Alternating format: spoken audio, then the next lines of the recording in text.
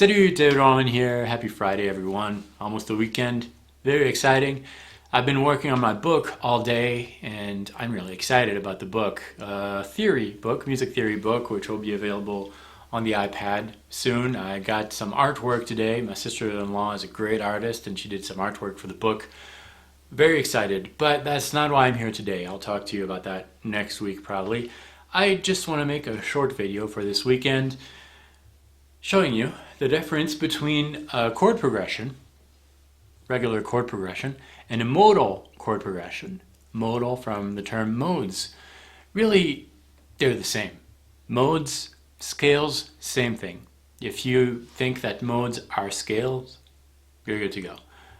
But I still want to give you a tip on how to write modal chord progressions that are going to work with a specific mode, that are really going to target the color of that specific mode. It's very easy. First, I just want to remind you of what makes a key, what gives you the color of things. What gives you the color of things is not a note, and it's not a series of notes either.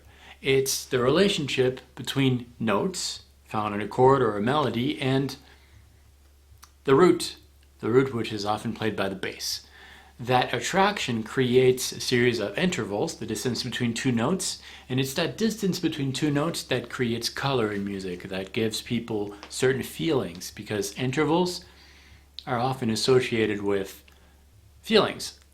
So, what is the difference between a typical chord progression and a modal chord progression? Let's take something in A major, for example.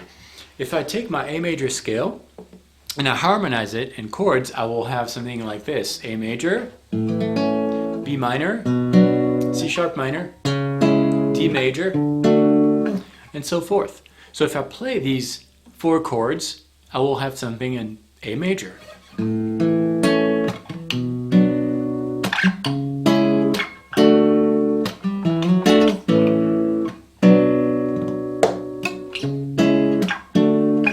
It means that if you're the lead player and playing over this, you could stick to A major. It's going to sound like A major.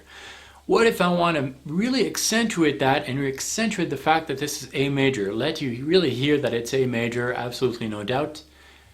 Well, I'm going to play the same chords, A, B minor, C sharp minor, D, but instead of changing the roots each time, I'm going to keep a pedal bass note in A. So all the chords are really going to be attracted to that A.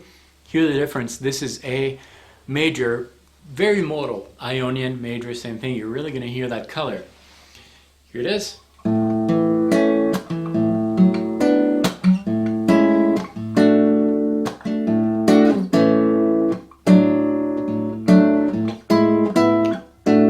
As opposed to, you heard the bass there, it was going up. In a modal chord progression, the bass is going to be constant. Now, of course, for our friends bass players, they're going to get bored with just playing those bass notes. So often, they can kind of create a repetitive riff over this instead of playing those bass all the time. Maybe create some kind of riff in A major.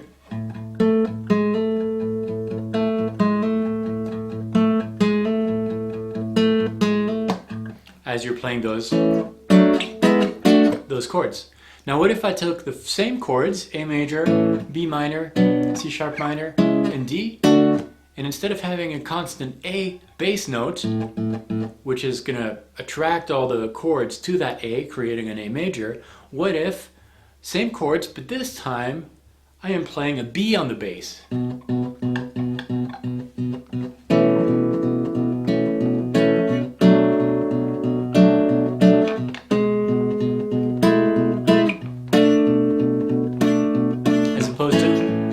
Same chords. Really changes the color, right? That's because the notes are now attracted to that beat, which is B Dorian.